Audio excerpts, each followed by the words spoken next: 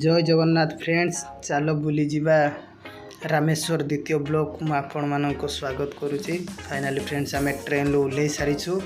Train ओह्ल सारा पर एपटे government बस आसी स्टेशन पाखे लगी जाइए।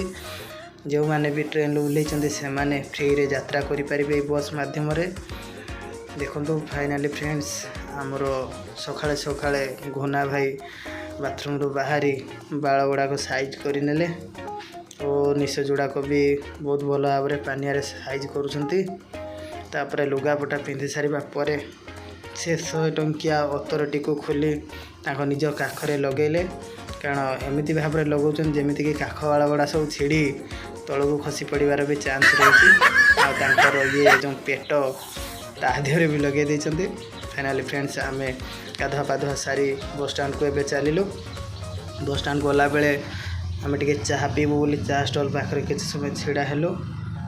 देखो आम चाह पी सारी एबे आम बस स्टाण्ड आड़िकी चलिलु। बस साइट रे लगी सारा। फाइनाली फ्रेंड्स आसी आम टूरिस्ट बस लगी जाइए। चलतु बस भीतर को एबे जीवा। बस भीतर को आम एबे चलिलु। देखिबा बस रे किभली भाव में आमर सीट सब रही निज निजर सीट आम एबे धरवा को चाहिए। घोना भाई एपट सेपट हो गली अनाउंट कारण बस भितर कई लोक भी ठीक रे नहांती। एबे आम फाइनाली फ्रेंड्स बस भितर बसे सारीचु। एथि सहित विनोद मते बारंबार पचारुची भाई ये बस आम ठीक जगह को नब कि नहीं। मन भितर डर भी थाए कारण कहीं आ भितर लोक बहुत कम अच्छी। आ घुना भाई भी मध्य साहस दबा जगह नवीन पट्टनायक भाया हाथ दुईटा हलै दे कहते व्यस्त हुअनी। तो एबे आम देखिपे जे आसी पाम्बन ब्रिज ऊपर आम बस टी एबे चलुछि। देखा जी खुशी लगुला से भी डर लगुला कारण ये गाड़ी जेपरी भाव में चलुला आउरी भाव में रास्ता सब जाम थिला ताहा भी आम मन को टिके डर आणुला। कारण हे भगवान आमर सेमती किसी असुविधा न हो। ए सहित बेसी खुशी लगुला लोक मानकर गहलीपूर्ण आउ जहाँ भी हेल्ले लोक मैंने सब सेल्फी उठाऊले वीडियो बनाऊले ताको देखी मत खुशी हेलु। विशेष खुशी लगे से पाम्बन ब्रिज देखिकी। से पाम्बन ब्रिज रहस्य कौन है जे पूर्वर जो पाम्बन ब्रिज बनाई ता समुद्र को लगिकी माने अल्प हाइट होती। बड़ बड़ जहाज मैंने जिते आसती यही पाम्बन ब्रिज रे ऑटोमेटिकली से खोली जाए आउ जहाज मैंने पास कर जाती। आपण मैंने जब न जापारे मुझे चिन्ह जनईदेली यहाँ हूँ पाम्बन ब्रिज। आसतु फ्रेंड्स देखा देखु ता समुद्र भितर किभली भाव में सब घर बना चली। घर पर भी ये सब रास्ता गुड़ाक तैयारी चली। रास्ता तो संपूर्ण बना ही नहीं। देखो पिलर सब उठे दे सारे ये घर माने रास्ताटा बनवाई।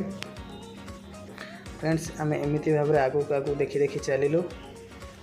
जो जार भी ये पोल साइड रे काम सब चली थाए जमीती कि देखिपे बड़ बड़ माने केमती सब पोल खुंटी सब लगी सहित क्रेंक भी अच्छी आउ रूलर डोजर ये बहुत सारा मेसिनारी जिनस ये सब कम लगी।